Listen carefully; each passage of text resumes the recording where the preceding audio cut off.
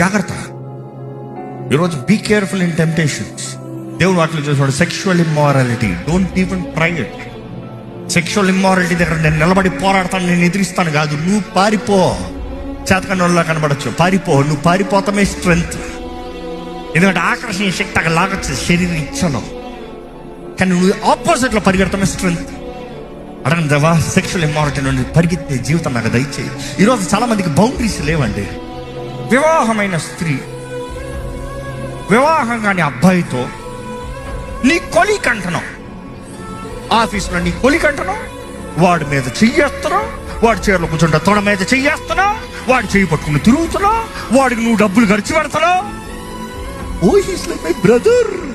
Really you are a pool.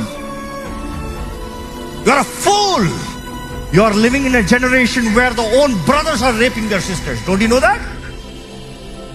నా దగ్గరకు వస్తున్నాయి ప్రార్థనా భారాలు ఎన్నో. And you say, ఎవడో విశ్వాసము లేనివాడు, పాపంలో జీవిస్తున్నవాడు, పాపపు సంబంధ వ్యక్తి నీ సహోదరుడు అంట. అయిపోయాడు సహోదరుడు. ఓ నిన్ను మంచిగా చూస్తాడంట, మంచిగా చూస్తాడు. కామాత్మ, కామ దురాత్మ.